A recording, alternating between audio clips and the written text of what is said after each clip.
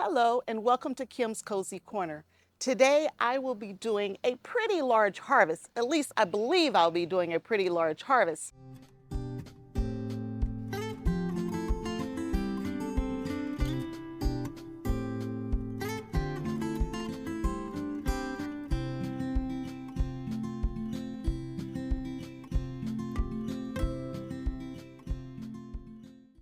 I've been gone for about a week on vacation, and I came back to the garden and it is flourishing.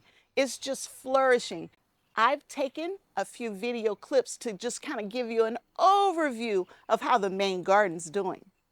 These are my collard greens that we're going to be picking today. They have grew a whole lot. And here are our green beans. The trellising is on there. They're purple beans and yellow wax beans.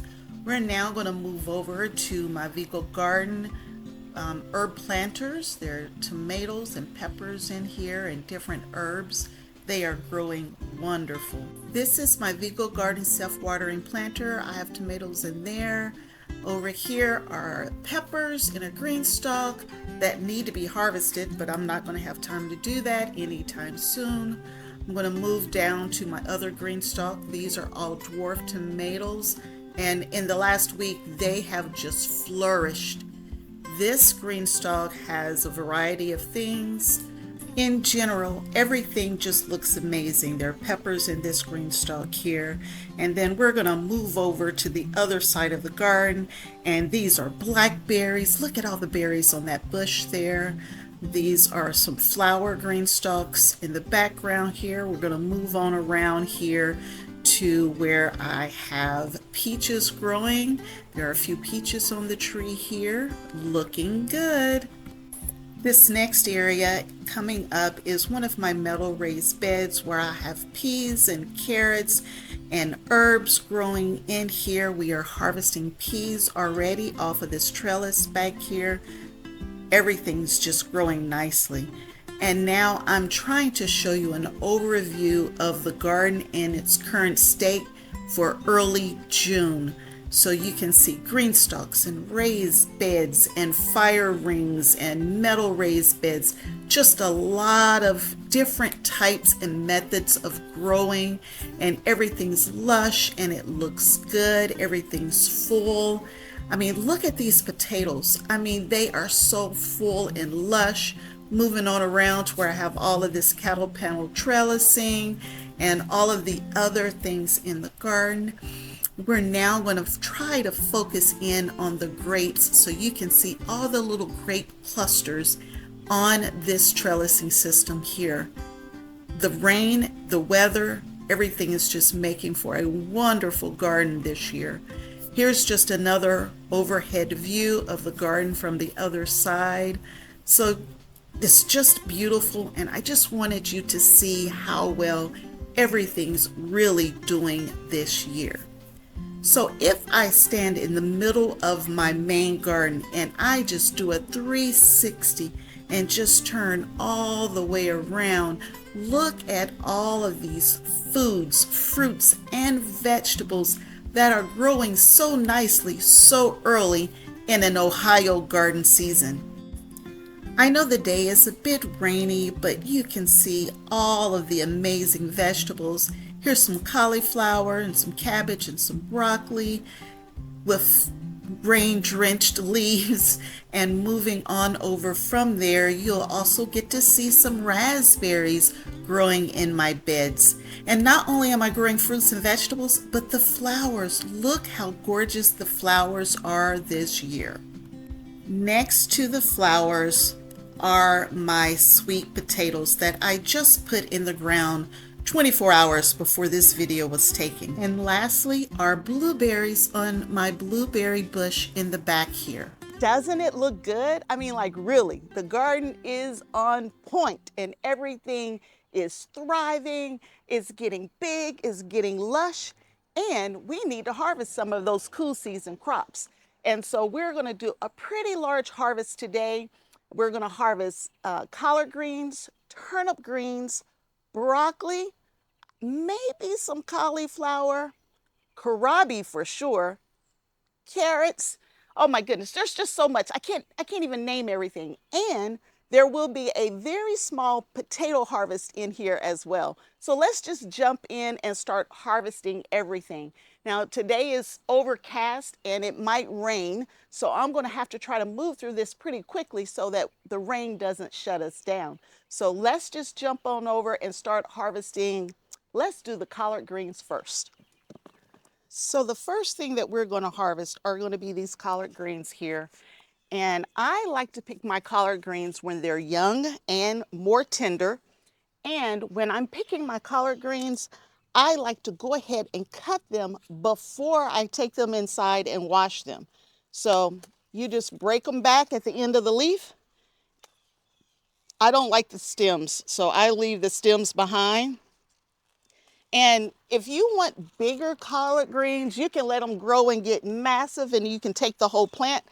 That's just not the way I like to do it. I like to pick them when they're young and small like this. And then I cut them down to size and I leave the plant and let them continue to grow and produce for me for the season. And typically my collard greens don't go to seed on me. They typically last most of the season. And so that is our plan for the day. We're going to follow the process that I've always used. I have, I think, 3 different types of collard greens in here. I have Champion, I think is what they're called. Yeah, I think they're called Champion collard greens. I have Morris Heading collard greens in here. And what else is in here? A few that I picked up from the nursery. And it didn't say what kind, it just said collard. So I don't know what kind it is. I'm pretty sure it's going to be a Georgia collard because that's what everybody likes in this area where I live. I am in zone 6A, right on the line between 6A and 6B, and I am in Southwest Ohio. And typically this time of year, we jump right out of spring directly into summer. So we have a very short spring. And with it being such a short spring, a lot of our brassicas have a hard time because it gets so hot so quickly here. But I do have some brassicas that we will be picking today. But you see, I'm just breaking them off and I'm going to cut them into strips. And then when I wash them and take them inside, the only thing that I need to do is to, if I'm going to prepare them, all I need to do is wilt them down with a little bit of bacon grease, bacon fat. Turkey, smoked turkey works as well.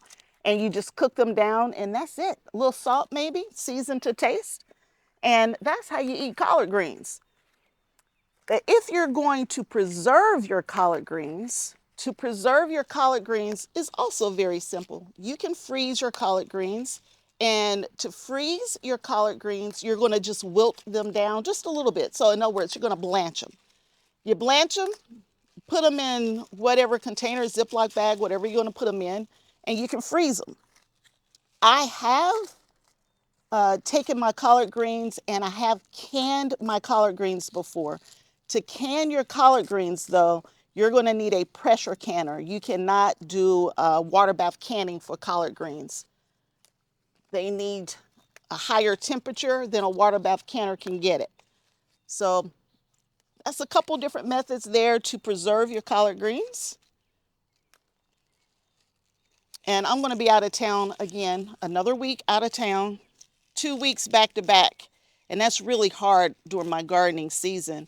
But 2 weeks back to back, and it's supposed to be pretty warm this upcoming week. So hopefully my family continues to water the garden for me and take care of everything while I'm gone. We're supposed to have a couple of days extremely warm again. Typically this time of year we're in so it's June, what is it? June 2nd. And typically this time of year, we are in the low 80s, high 70s, low 80s this time of year.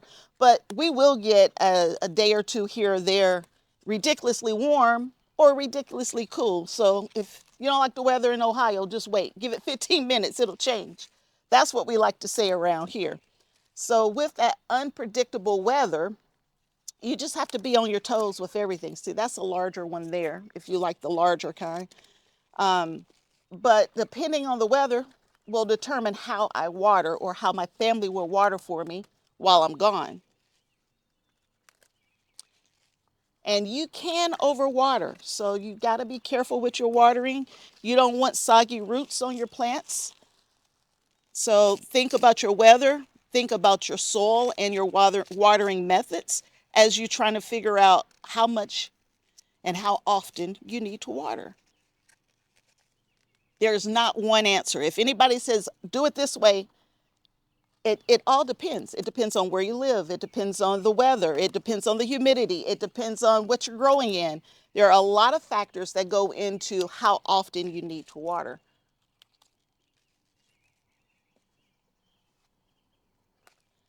For example, if it's very humid, then you don't have to water quite as much because there's so much water already in the air.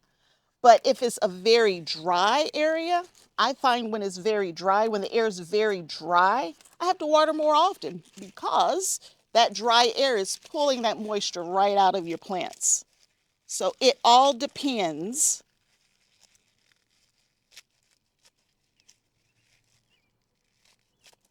Now, since I'm going out of town, I will be processing these collard greens versus eating them, this time anyway.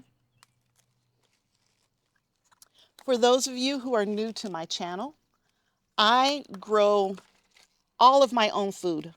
I try not to buy anything from the grocery store other than eggs, milk, cheese, like dairy type products. I try to grow all of my vegetables. So we're going to eat whatever's in the cupboard, right? So whatever I've canned or frozen or dehydrated, that's what we're going to use. By doing it this way, I know that all of my vegetables were picked at peak, right? So we know that they are at peak perfection. They weren't picked too early. I know what I put on my greens, which is, by the way, absolutely nothing. These haven't been sprayed with anything, nothing at all, not even neem oil for the little cabbage worms. I didn't even have to spray them because my daughter picked them off for me. I didn't touch them. I don't touch worms. Ooh, they give me the heebie-jeebies. But my daughter picked them off for me. And honestly, this year hasn't been that bad from the white moths and the little cabbage, the little green worms. Hasn't been bad. And so it's been a good year for us, at least for the collard greens and most of the brassicas that I'm growing. So my collard greens are all organic. There's nothing on them.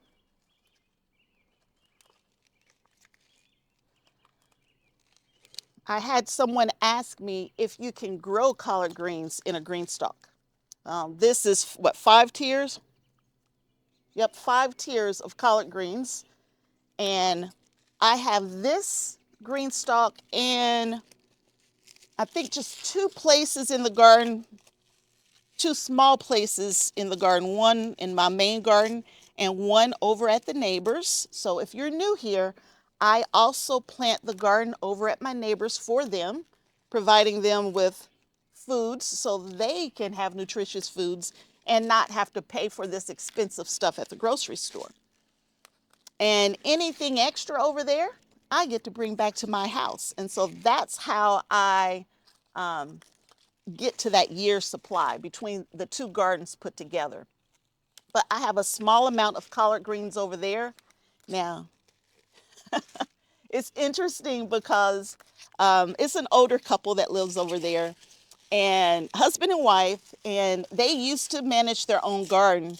And as they've gotten older, they just didn't want to manage it anymore. And so I told them that I'll plant whatever they want.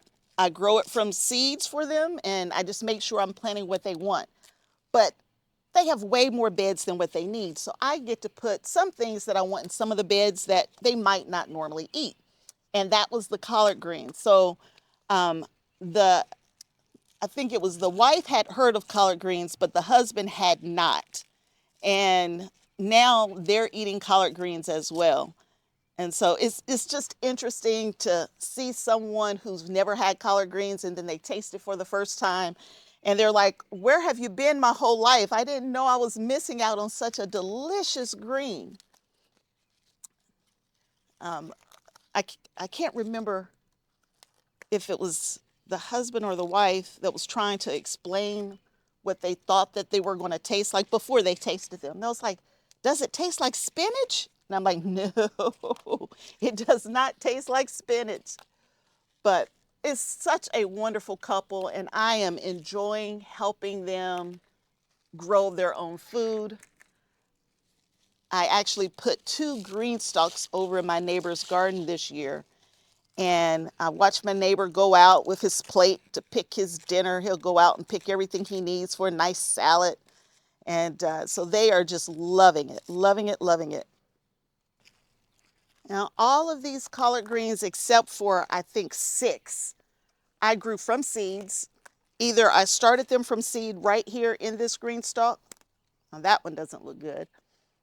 In this green stalk, or I planted them inside and I transplanted the collard greens out. And there are many different types of collard greens. And so if you've never had them, try a couple different varieties. You may find one variety is better than another.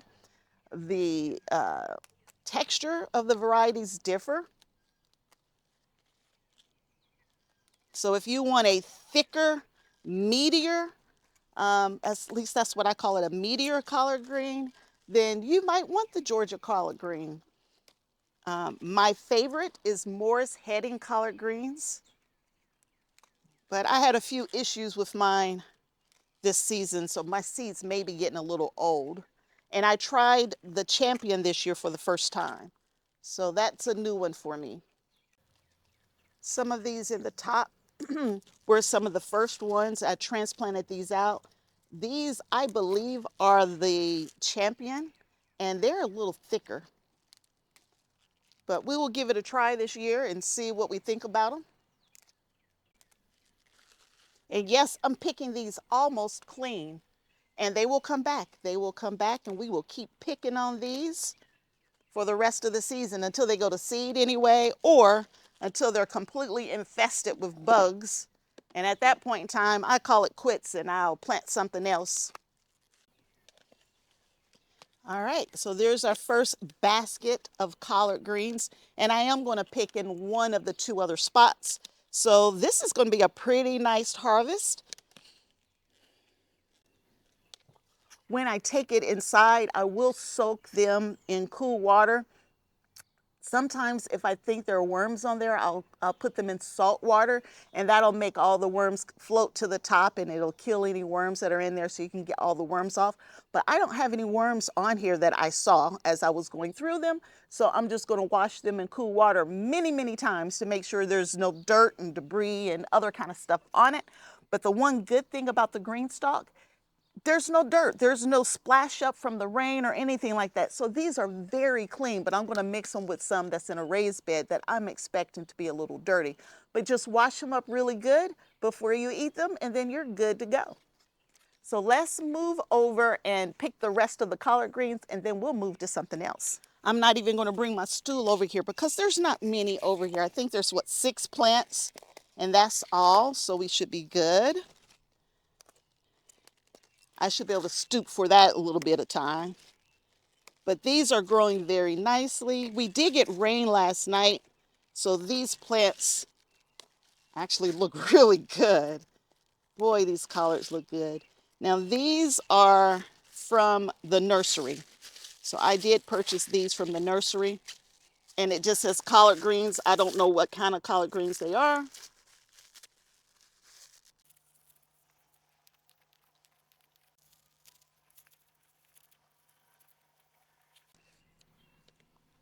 Those are the collard greens. Let's move on to something else. So I'm at another spot in the garden, and in this space here, I have turnip greens growing. And I picked turnip greens 1 week ago. 1 week ago, I picked this all the way back. And look how much they've grown in 1 week. And so turnip greens grow very fast and they can get big on you quickly if you have them planted in a nice spot. Now, a lot of people grow turnip greens for the turnips. And so these are purple top turnip greens. I believe I have a picture for you. I don't eat turnips, but I do eat turnip greens. So I grew up down south and we had some type of green on our plate almost every Sunday. Mustard greens, turnip greens, kale, rape is what I was told it was called, which I can't find, which is a type of green as well. But we always had some type of green on our table. And that's what we grew. We only ate what we grew. So I grew up in North Carolina with my grandparents, and they had a very small farm when I lived with them, and we ate a lot of greens, lots and lots of greens. And I'm going to be honest with you, these greens taste better than anything I could get from a store, and I don't know why. Maybe because I know the love that went into growing it. I don't know. But get these turnip greens picked, and I can keep picking on these greens for a long time, right? I mean, if I wanted the turnip, I could pick it, but then I don't have the greens anymore, right? So we are going to keep picking these leaves as long as we can to try to get a supply. Now, the only thing about turnip greens is that they wilt down to little of nothing. So you have to pick a lot to get what we call a messing. And so I thought it was just going to be my mother and I eating turnip greens, but the ones I picked last week, I was out of town and I didn't get to enjoy them, but my mother did. So she went ahead and prepared them, and we only picked a small amount. At least I thought it was a small amount, but I was told that she and my daughter had to fight over them throughout the week. So I know that my daughters are going to eat them as well. I haven't tried to grow turnip greens for a few years because they just, in my mind, you needed so many to get a messing. And so now that I'm actually working my neighbor's garden as well, I have more space for turnip greens.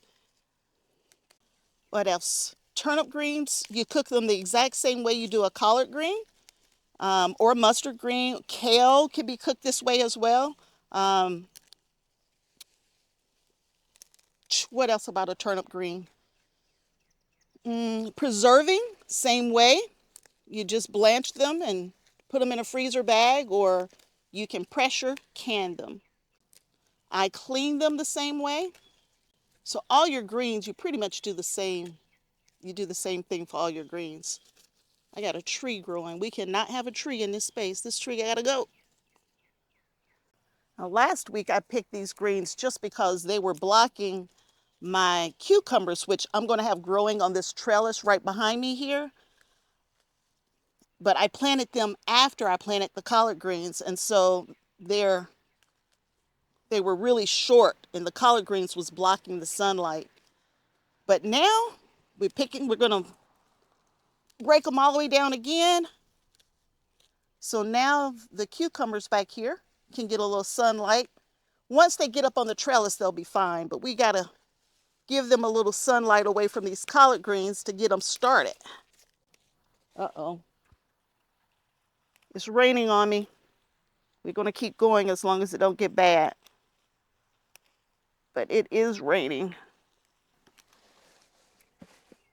Now that's a nice little bit of turnip greens there. That looks good. Now they are going to cook down, but that's at least two different meals for my family once I cook these down. Maybe 1.5. I don't know. But it's definitely at least one meal. But that's the turnip greens. I don't think I'm going to pick the ones over at the neighbors today just because the weather is not holding up on me. I'm going to try to pick what absolutely has to get picked today. And the next thing we're going to pick is right here beside me. So now I am picking kohlrabi. And I picked 2 heads of kohlrabi a little over a week ago, and I had it for the first time, and it was really good. Now, I don't know if I picked it too early, if I picked it at the right time or what, but it was really good, and I loved it. And so I'm going to pick, I think, 2 more today. Look at that. Doesn't that look good? Okay, except for the spider that's on it. Look at that.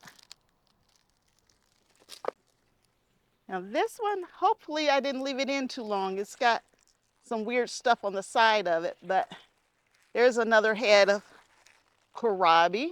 It tasted kind of like cabbage to me, I guess, like cabbage. But it was really good. I enjoyed it. I think that's it. I need to go back on that side and pick some radishes. So we'll pick radishes next, and we will just keep on moving. All right, the rain is really coming down, y'all. It's misting pretty heavy on me. After the radish, I may have to take a break and bring you back, which I hate doing because then you can't see everything at one time. So the radish, they're not making heads, but they're getting long, and it looks like they're trying to flower. So I think the radish is done. We had a couple of weeks of really bad weather. When I say bad weather, I mean hot weather. Too early in the season for that kind of weather. Yeah. And these radishes are not looking too great. Yeah, they're not making head. It's all leaves, but no heads other than these here. And I've picked them now, what, 4 or 5 times? So I'm not upset. I think their season is over for now. We'll come back in the fall, and we will have more radishes in the fall. But for now, I think we're done. But we will get a couple.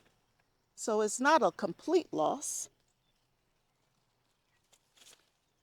The French breakfasts are the ones that wouldn't put a head on for me. And those seeds are super old. I want the rain to stop. That's what I want. So I can harvest before I have to leave for my business trip again. But that looks like all of the radishes for now. Or for the spring, I should say, because I'm not going to plant any more. And while I'm sitting here, I'm going to go ahead and work on these tomato plants, kind of push them through and up and over so that they at least grow in the right direction while I'm gone. All right, I'm seeing some little tomatoes on here. That's good. That's really good. That's what we want to see. These are my sauce tomatoes. I will come back and do tomato pruning when I get off of my trip. I don't have time to do that today, and the weather doesn't look like it's going to allow me to do that today. I'll be lucky if I can finish my harvest. All right, we're going to have to call it quits. This mist is coming down too heavy, and I don't want to ruin my camera. After this ends, we will bring you back. But this is what we have so far. So I'll bring you back, and we will keep filming today if the weather permits.